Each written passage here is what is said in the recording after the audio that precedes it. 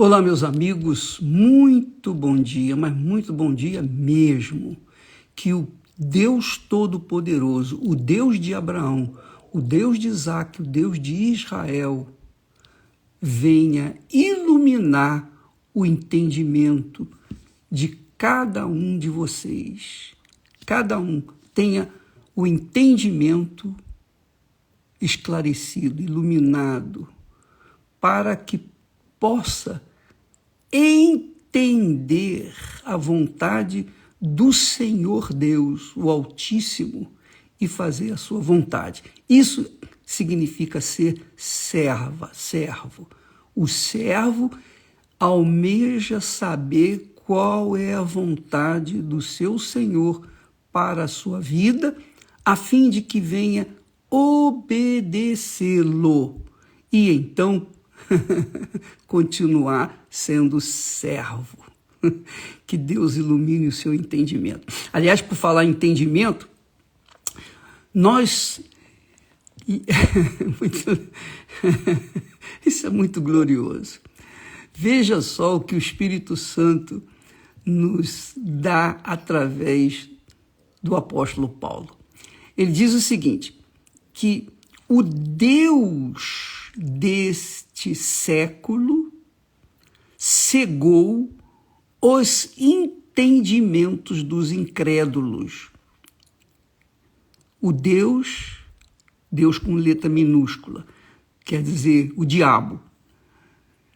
O Deus deste século cegou os entendimentos dos incrédulos, para que lhes não resplandeça a luz do Evangelho, da glória do Senhor Jesus Cristo, que é a imagem do Deus vivo, o Deus de Abraão, o Deus de Isaac, o Deus de Jacó. O que isso significa?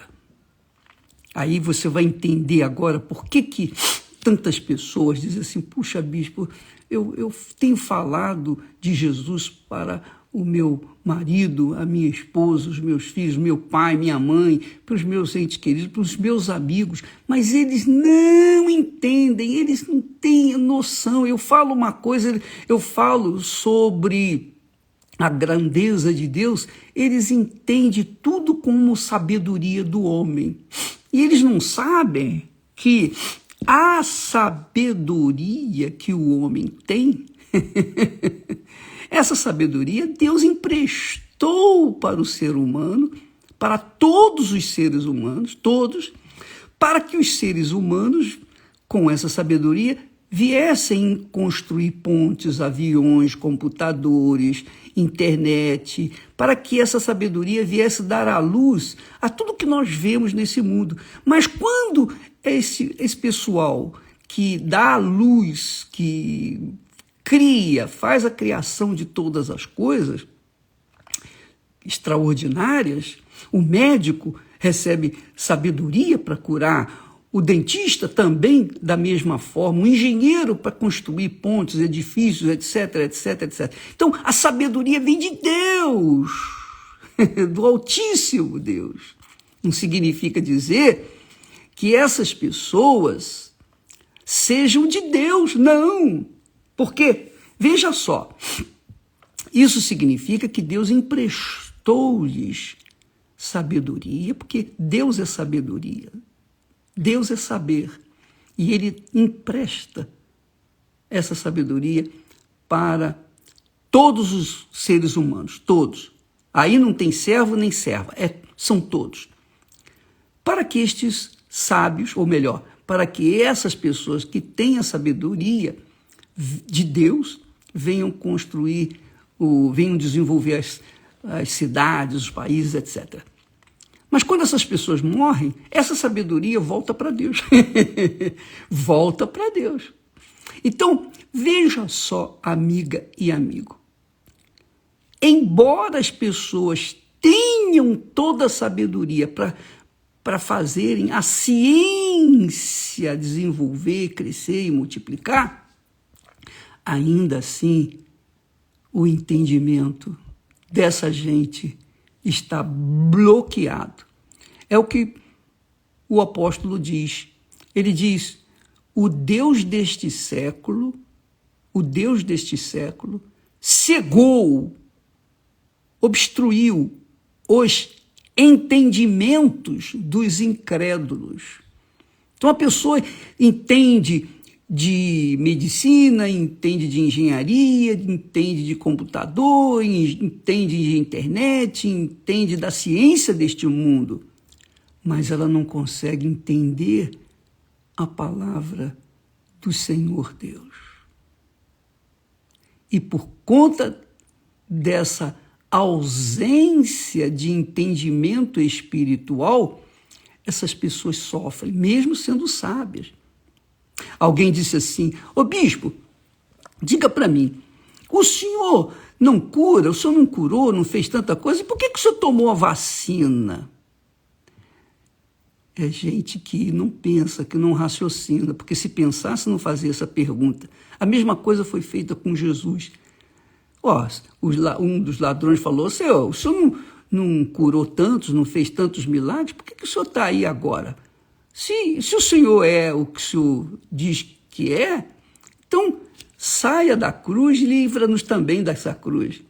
Então essas pessoas que falam dessa forma, médico, eu poderia falar então, essa pessoa fala então, médico, cura-te a ti mesmo, porque o médico, quando está doente, vai no médico, vai em outro médico, buscando sabedoria, a sabedoria do outro, para que então venha se beneficiar. Tá certo. Não é porque ele é médico que ele vai se curar. Ele pode se curar de algumas coisas, mas não de tudo. Então, minha amiga, meu amigo, são pessoas que fazem perguntas estúpidas. No mínimo, pessoas que têm os entendimentos cegados, porque não conseguem conceber, não conseguem compreender a palavra de Deus. Porque esta só é revelada para os servos. O Senhor revela a sua vontade para os servos dele. Mas o Senhor deste mundo faz o quê? Que é o diabo. Ele cega o entendimento dos incrédulos, porque os servos do Senhor, não. Os servos do Senhor, do Deus Altíssimo, estes são protegidos pelo próprio Senhor. Esses são guardados, porque eles conhecem o seu Senhor, e o seu Senhor conhece os seus servos. Aleluia. Deus conhece você que é serva, que é servo. Você que, de repente, você é aquela criatura que não consegue. Você não é obreira, você não é obreiro, você não é pastor, pastora, ou missionário, ou bispo, você não é ninguém dentro da sua denominação, na sua igreja. Mas isso não significa que você não seja servo, você continua sendo servo, porque o seu serviço é para o seu Senhor. Você não trabalha, não serve aos homens, você serve ao Senhor. E quando você está em casa, você serve ao Senhor fazendo o melhor para o seu marido, para a sua esposa, para os seus filhos, para os seus pais. Quando você faz isso, quando você é uma pessoa justa, correta, você não cobiça o que é alheio daquilo que as pessoas querem. Se você é aquela criatura que anda na decência, na integridade, na justiça, no que é direito, porque justiça, direito, integridade, fidelidade, lealdade são preceitos, são regras daqueles que vivem no reino de Deus. Quem vive no reino de Deus obedece às leis do Espírito Santo, que foi o que nós falamos ontem. Quem vive no reino de Deus serve ao Rei Senhor, ao único Deus. E serve com prazer, seja em casa, no trabalho, na rua, onde quer, qualquer que seja o trabalho, qualquer que seja a sua tarefa, se você faz o melhor para a pessoa que você trabalha, você está fazendo o melhor, mas faz para ela o melhor como se fosse para Deus. Você está servindo a Deus. Deus está vendo. Agora, presta atenção. Se você trabalha, ou é um empregado, uma pessoa que trabalha para terceiro, e você diz ser cristã, você é obreira, ou obreiro, ou pastor, ou bispo, seja lá o que for, você é obreiro, mas trabalha também nas horas de folga para outras pessoas, e você tenta, como se diz, enganar o seu senhor, o seu patrão, você fica enrolando no banheiro, você fica gastando tempo dentro do banheiro para não trabalhar, só para não trabalhar. Deus está vendo isso. Você não está servindo ao Senhor assim. Porque o seu patrão, a sua patroa, ainda que seja endemoniada, ainda que seja uma macumbeira, um macumbeiro, não importa. Você está trabalhando para ele, você tem que fazer o melhor para ele, como se estivesse fazendo para Deus.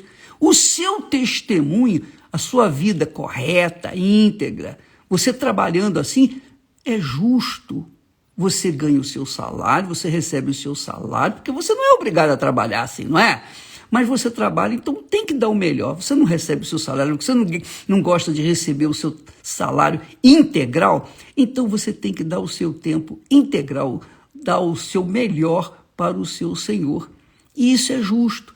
Então, quem é servo de Deus, tem essa compreensão, esse entendimento, que quer ele ou ela trabalhe para fulana, beltrano, cicrano.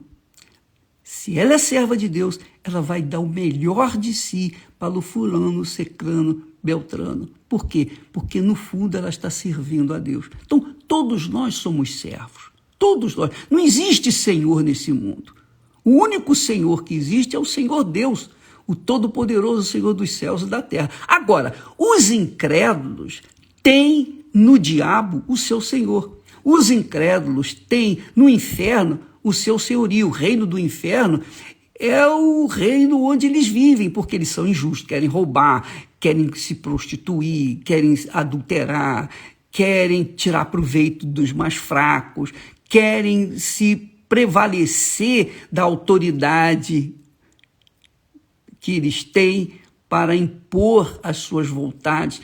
Então, querem ser senhor, mas um dia, cedo ou tarde, estes senhores vão descer à sepultura e um dia vão dar conta a quem ele serviu. Porque é como Jesus disse, ninguém pode servir a dois senhores. Ou você serve a Deus ou você serve a Mamon, que é o diabo. Das duas, uma. Ou você serve a Deus ou você serve a si próprio. Ou você serve a Deus ou você serve às suas vaidades, as suas concupiscências, os seus desejos, o seu coração incontido, cruel. Das duas, uma. Ou você serve a Deus ou você serve a alguém que pertence ao diabo. Com certeza, não tenha dúvida. Mas por que essas pessoas servem a si mesmas ou servem ao diabo e não sabem que estão servindo a ele? Porque o entendimento dessas pessoas, os entendimentos dessas pessoas estão, ele diz aqui, estão obscurecidos, estão cegados. É o que Paulo fala. O Deus desse século, o Deus deste século, cegou os entendimentos dos incrédulos, para que não lhes resplandeça a luz do Evangelho. Por que, o bispo, que não resplandece? Porque Deus sabe. Deus sabe quem vai ser salvo. Deus sabe quem vai para o inferno. Deus sabe de tudo, tudo. Ele já sabe todo o fim das coisas. Ele sabe o passado, o presente e o futuro. Para Deus, o passado, o presente e o futuro de cada um de nós é como um quadro, está tudo diante dos seus olhos. Ele sabe tudo, até as nossas entranhas, ele sabe o que está acontecendo. A palavra não chegou à minha boca, mas o Deus já sabe o que eu vou falar. Minha amiga, meu amigo, Deus, é o único Senhor. E nós somos ou servos deles, ou os servimos, ou então servimos ao mal, ao diabo.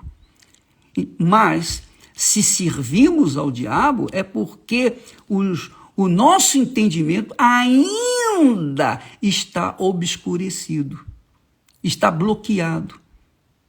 Por isso que muitas pessoas, mesmo vendo milagres, mesmo assistindo coisas maravilhosas, ainda assim, essas pessoas continuam incrédulas.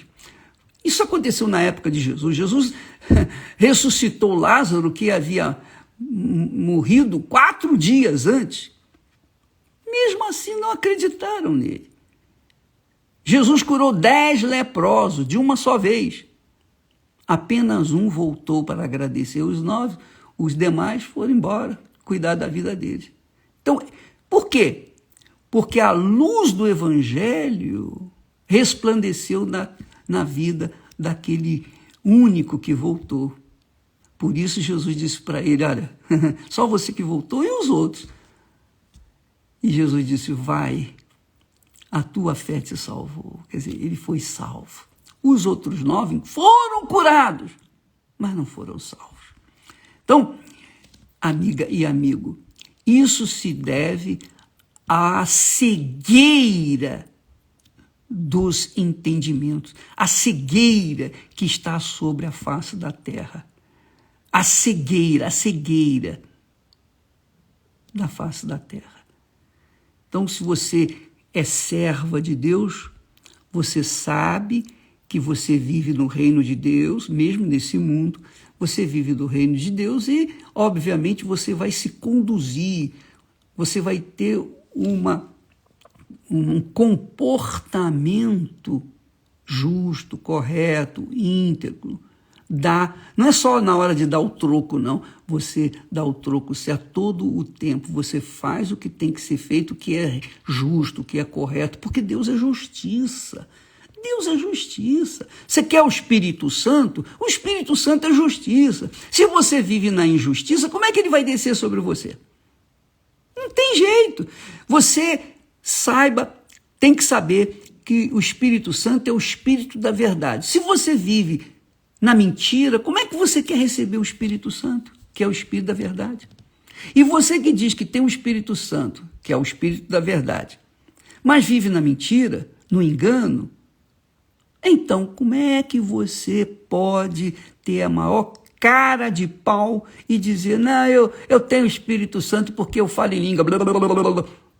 Papagaio também fala em línguas, ele aprende a falar em línguas e fala. Minha amiga, meu amigo, usa a fé com inteligência. Se você quer o Espírito Santo, quer mesmo, então reveja as suas atitudes, seu comportamento, reveja o seu coração. Se ele está cheio de mágoa, você tem que se dispor disso. Se você é aquela criatura realmente que está disposta a receber o Espírito de Deus, então sacrifique o seu eu, sacrifique o seu coração, sacrifique as suas vaidades, sacrifique os seus deuses interiores, sacrifique as suas vontades, suas cobiças, sacrifique tudo, coloque tudo no altar. E o Espírito de Deus, vendo o seu esforço ergométrico, ele vai vir sobre você e vai fazer de você uma serva do Filho dele, Jesus. Que maravilha, não é? Não é bacana?